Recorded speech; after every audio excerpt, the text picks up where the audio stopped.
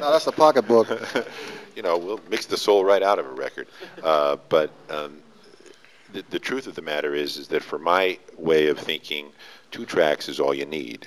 I really believe in the magic that a live performance can generate. If you ask yourself, when you go to a concert, why do you feel so magical afterwards, and you buy the record and somehow it feels like a tire with all the air let out? It's just flat. And that's the problem. Just because we have unbelievably sophisticated studio technology does not give us the right to use it in such a way that we diminish the importance of creativity in the song-making process. I think that I always use the chill bump factor, and that's if I'm mixing something and I'm by myself, and that music is blasting back at me, and I'm just blowing my mind at what's coming off the tape or whatever, usually tape. That's what's happening for me. It doesn't matter. I mean, while we're putting together the record, you got to make sure everything is right to a certain extent. But if you don't get that chill bump factor happening, then it's not happening. And when I hear stuff that's done on Pro Tools, now I know Pro Tools it's a good medium. It's a good thing to use. It's good for songwriting. It's good for putting together pieces. But for the actual record, the actual thing, learn your instruments, learn how to sing, and hire a good producer. Be an artist, for Christ's sake. Well, obviously, I want to talk to Ivana here because this is kind of her area of expertise. We're talking about sound and albums. We're talking about Pro Tools versus tape, so that leads us directly to the question, tubes versus digital plugins. I'm sure you have some opinions on this. We were just talking about soul. Okay. Excuse me. No, that's how I approach it, guys. I mean, for me, it's about soul when I'm working with the gear. If my foot's not tapping, if I don't get goosebumps, then something's wrong. Now, a lot of gearheads don't think that way, but for me, coming from a musical background originally, it's about the connection to the music. I want to put that Led Zeppelin album on, and I want my foot in my head going like this. That's what it means. If I'm sitting there all still like this, where's the emotion? It's all about the emotion. It's all about the soul. The whole process from recording the album to playing it back in your car even can be about soul and emotion and connection. Because we're talking about art here, guys. It's not computers, it's not mechanical. It's about human beings expressing themselves. And I do that with equipment. These guys do it by leading the artist. You guys do it playing the tunes and stuff. We've all got a role to do, but it's all creative everywhere, you know? That's where I'm coming from. Cool. So speaking of taking it to the next level, I wanted to ask John here. I'm sorry, I need to use my microphone. I'm just talking. I just wanted to ask John, who we haven't really addressed so far. John is actually, like I said, a jack of all trades. His newest trade is being a 5.1. Would I call you a remixer or a mixer? Well, I don't know what the... I'm a producer. Okay, producer. Okay.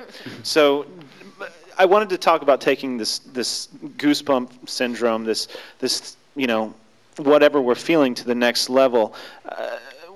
John, with your 5.1 mixes, the things that you're trying to do with 5.1, is this going to be better for the listener than stereo? How is this going to affect the listener in the long run? Well, I'm very... First of all, I'll say I'm very pleased that everyone is so much on the same page. It's about the music, it's about the emotion. And, just to backtrack a bit, I think as a producer, it's your job to, the music will let you know what it needs to do if you listen closely enough. And it's your job to help the musicians along, to kind of listen to what the music's saying. You help the engineer along. You make that interface that we were talking about before, where the musician will say, well, I want my music to be more purple. Well, okay, how does that relate into decibels for the engineer? So to get to your question, the thing that I find so exciting about 5.1 and surround in general is that you can create a sound space that's so much like the live music environment, where talking about the goosebump factor, in a job I was just mixing recently, which was a live setting. You had the band just going at it, and you had, and you could hear people screaming at the band in the middle of the song in back, and you really got that feeling, hey, I'm sitting right there in the concert, and to me, the realism and the emotion that's captured not only with the band but with the element that they're in, and the audience involvement, interaction, that's really exciting for me. Sure.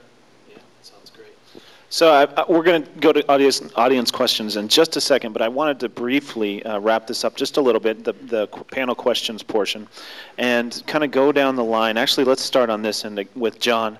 And I want to take it from an educator's perspective. I want to ask you if you had to, comment on where a person should position themselves for this new music industry that they're going to graduate in 4 years and see. What kind of things would you recommend to someone that's in school right now as far as positioning themselves, as far as learning things? What advice would you give them? Well, I think practical experience is so valuable with their education. It's a combination of both. Getting that hands-on experience, if they're interested in producing engineering, is to maybe work at a studio and absorb a lot of the activity that's going on there. If they're interested in record labels, is to intern. A lot of people, Virgin Employed, were actually, college students that went, for summer and got the experience. They got their degree, so they had the education plus the experience, which was a great package. So again, just decide the area that you want to really focus on and try and get the practical experience in that area, and go on from there. Mike? Ditto.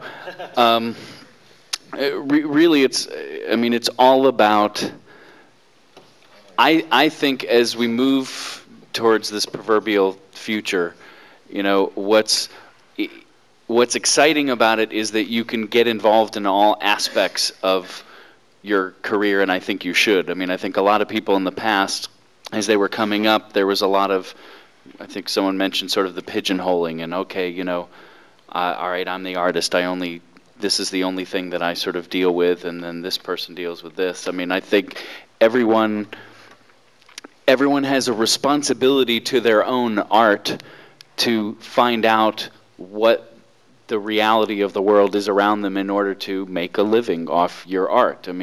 Just as you learn an instrument, just as you shed yourself playing drums 15 hours a day, I think you have a responsibility to learn how the rest of the world is going to get to know that you exist and enjoy your music and buy it, and how you're going to make money off it. And it's just, you have that duty, I think, to yourself to learn everything you can. And reading is great, but practical experience is the best, as John said. Shauna? Well, in the next 5 years, I foresee that people are going to hear a lot of negative stuff about the music business. Don't go into it. It's really tough. You can't do it. There's just too many people doing it, what have you. My advice to you guys is don't listen to them. If you have it in your heart and that's what you really want to do, whether it be on the business side, the artist side, it doesn't matter. Just go after it and close your ears to those people that'll tell you that you can't. Because I negotiate against a lot of attorneys these days that told me, don't try to go into this business 5 years ago. It's too crowded. Too many people are getting laid off and what have you. Just be good at what you do, and if you're good at what you do, the rest of the world will see it, and you will succeed. I guess to paraphrase Charles Darwin, how's that? It's not the strongest of species that tends to survive, it's those most adaptable to change. And more so in the music business, I would say that is true than anywhere else. You might start off as an artist, you might end up in A&R, in management, you might end up as a producer, and I think we're a testament to that on this panel. It's ever changing, things happen, companies consolidate, you go from one role to the next, and it's to have an understanding that that does exist and to be prepared by being as versatile and open-minded as possible. John?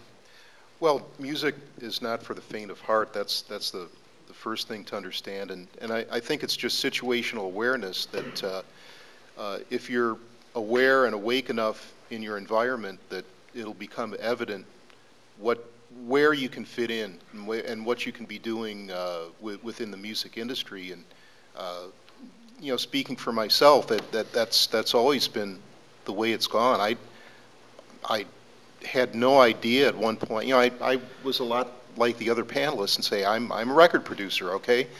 That's what I want to do. And then all of a sudden, you know, I'll be listening to rock and roll at home, and then from my own experience, going to work and I'm recording premiere works of Ludosławski and Gunther Schuller and people like that, and which is completely, you know, that's new concert music and completely was something different. But it was just my awareness that the people I was associated with at the time, the labels that I was associated with at the time,